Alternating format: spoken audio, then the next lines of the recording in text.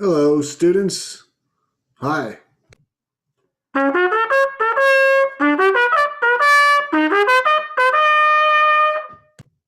going to teach you how to draw organic molecules. They're like Lewis structures, but it's a little different. All right, drawing organic molecules. The quick gist of organic molecules is that they're carbon-based substances, meaning that there's lots of carbon and hydrogen bonds in organic molecules. Here's an example of an organic molecule. It looks familiar to ones we've done before. You can notice that they're drawn in sections like this. So you might be asking yourself, why wouldn't the chemist write it like this with C2H4?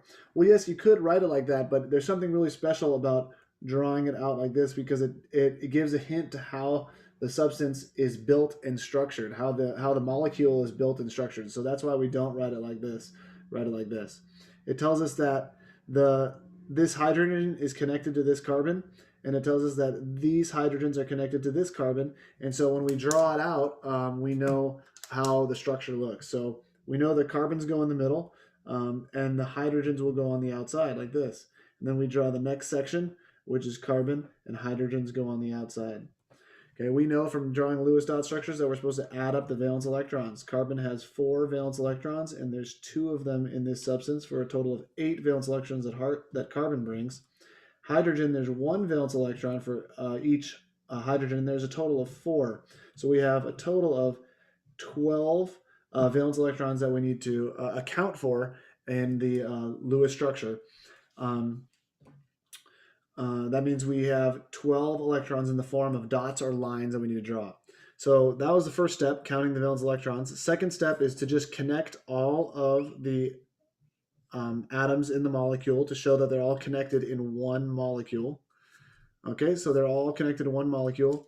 And these connections are shared valence electrons. So this connection right here is 1 valence electron from hydrogen and 1 valence electron from carbon that they're both sharing.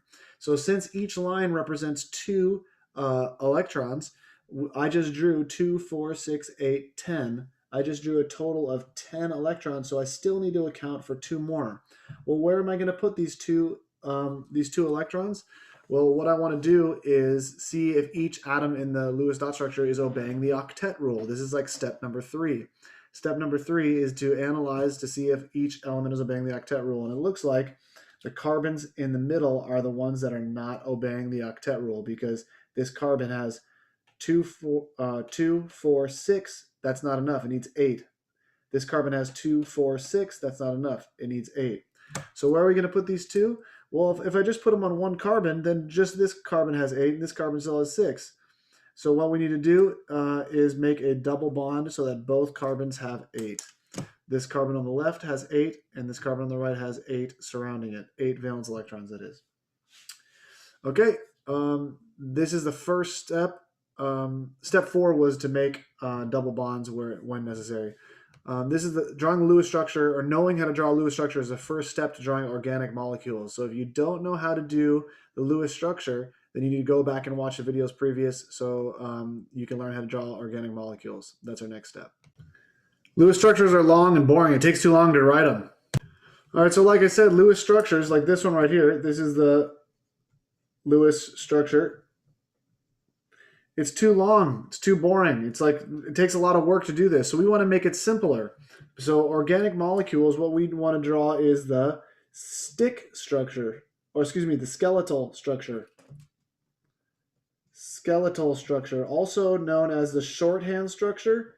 Shorthand means it's easier. It's also known as the line angle structure. It's just an easier way to draw bigger organic molecules. Now, we started with a simpler one, but there's going to be larger organic molecules that the skeletal structure is going to be good for. Remember, the skeletal structure is supposed to be easier than the Lewis structure. So if the skeletal structure for this Lewis structure right here is just 2 lines, okay? And everybody in the chemical world and in chemistry understands that these 2 lines means this molecule. So that's way easier than drawing that. So how did we get there? You're going to follow these rules. Okay, the first rule is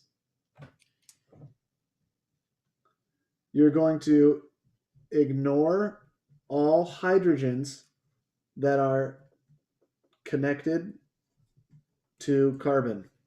That says connected. That's the first rule. Second rule is all carbons turn into dots or corners. Okay? And then the third rule is you write in all other elements. It says you write in all other elements. So if we were going to turn this Lewis structure into this skeletal structure for this organic molecule, basically, let's follow rule number 1, which is ignore all hydrogens. That's easy. You just don't even think about them that are connected to the carbon. And then rule number 2 is you turn the carbons turn into dots and corners. So this carbon right here turns into a dot. And then this carbon right here turns into a dot. Okay, and then we draw the bonds between the carbons still. So we're drawing the 2 lines between them. So yeah, it looks like this with the carbons right there. But you don't even have to draw the dots. It just looks like that. And that's it. Crazy, huh? All right, students, so here's an example of a longer organic molecule. Here's the formula right here, and here's the Lewis structure. So just to be clear, this is the formula. This is called the Lewis structure. And what we want to write is, what we want to draw is the simpler shorthand version, or it's called the line angle version, or the skeletal structure. Okay, and the rules are simple. The first rule is to ignore all the hydrogens if they're connected to carbon. Ignore the hydrogens if they're connected to carbon. So there's a lot of hydrogens there that we need to ignore. Second rule is that carbons turn into dots or corners, and I'll show you what that looks like. And the third rule is you write out all other elements. So we're going to need to write out this nitrogen, and we're going to need to write out these hydrogens that are connected to the nitrogen, because we don't want to ignore those because they're connected to nitrogen. These ones over here we want to ignore because they're connected to carbon. Okay, so here is a carbon. Let's turn that into a dot. Here's another carbon. Let's turn that into a dot. And they're connected with a single bond. So let's show that they're a single bond. And then it's connected to another carbon. So let's make that a dot. And we connected it with a single bond. And this carbon has an oxygen connected to it. That's a double bond. So we want to write out the oxygen because that's a different element besides carbon and hydrogen. So we're going to write the oxygen. And we're going to show that there's a double bond towards that oxygen right there. Okay? And then there's yet another carbon. So there's a dot, and we're going to connect it like that. So far we have 1, 2, 3, 4 carbons. 1, 2, 3, 4 carbons. And then that carbon is triple bonded to a nitrogen. So we'll draw a triple bond like this to a nitrogen.